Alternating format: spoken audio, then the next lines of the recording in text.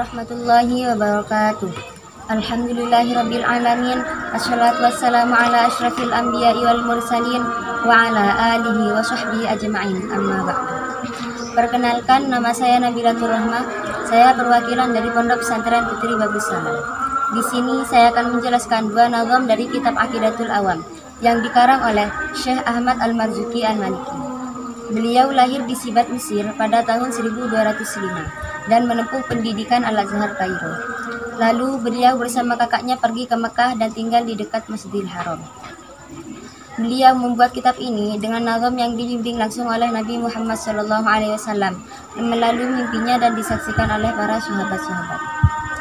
Nazam yang saya akan jelaskan berbunyi, Bismillahirrahmanirrahim. Arba'atun min kutubin tashiluha Tauratu Musa bil huda tanziluha Zaburu Dawuda wa Injilu ala Isa wa Furqanun ala khairil mala. Arba'atun utawi papat min kutubin kang tetep saking pira-pira kitab. Iku tashiluha utawi perinciane papat. Iku Tauratu Musa kitab Taurat Nabi Musa bil huda iku kelawan gawa pitutuh tanziluha utawi temuruni Taurat.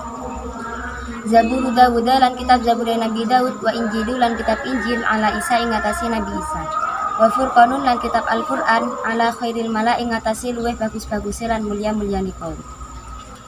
Arba'atun adapun empat min kutubin yang tetap dari beberapa kitab. Itu taswiluha adapun perinciannya yang empat. Tauratu Musa itu kitab Tauratnya Nabi Musa. Bil huda tanziluha adapun turunnya kitab Taurat itu dengan membawa petunjuk. Zaburu Dawuda dan kitab Zaburnya Nabi Daud, wa Injilu dan kitab Injil ala Isa atas Nabi Isa, wa Furqanun dan kitab Al-Qur'an ala khairin mala atas sebagus-bagus dan mulia-mulianya manusia. Jadi, orang mukallaf wajib mengetahui dan meyakini bahwa Allah menurunkan kitab kepada para rasul dan nabi. Adapun Allah menurunkan kitab kepada para rasul dan nabinya itu berjumlah 104. Yang pertama, 10 kitab diturunkan kepada Syafiullah Nabi Adam. Yang kedua, 50 kitab diturunkan kepada Syed bin Adam. Yang ketiga, 30 kitab diturunkan kepada Nabi Idris kakeknya Nabi Nuh. Yang keempat, 10 kitab diturunkan kepada Nabi Ibrahim alaihissalam. Yang kelima, kitab Taurat diturunkan kepada Nabi Musa alaihissalam. Yang keenam, kitab Zabur diturunkan kepada Nabi Daud alaihissalam.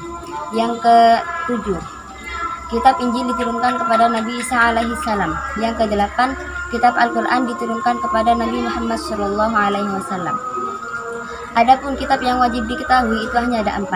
Yang pertama adalah kitab Taurat, yakni kitab Taurat sepenuhnya diturunkan kepada Nabi Musa alaihissalam. Sebagian berpendapat dikatakan kitab Taurat karena di dalam kitab Taurat terdapat nur.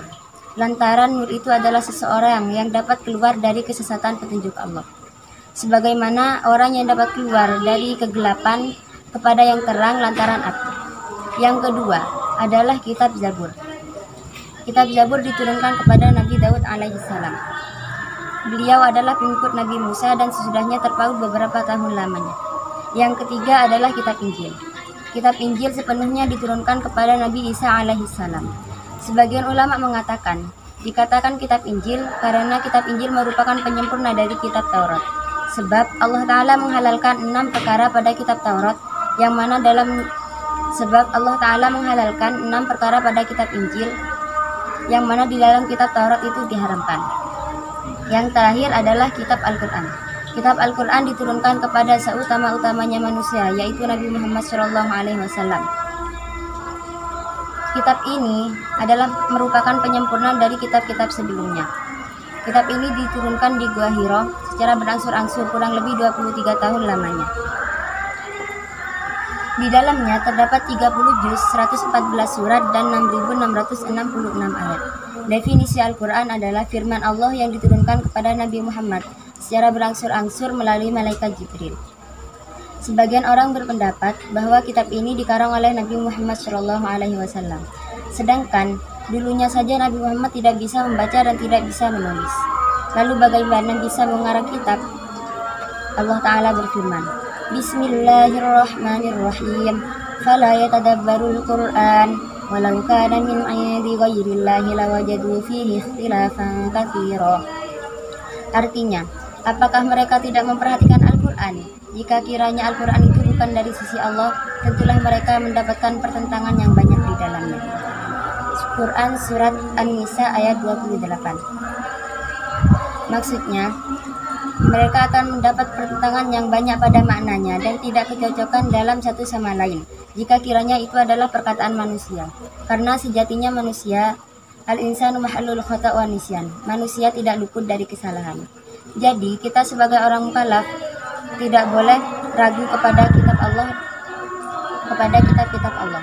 Karena orang yang ragu kepada Allah dan kitab-kitabnya, baik itu satu huruf atau satu kalimat, maka orang-orang itu benar-benar kafir.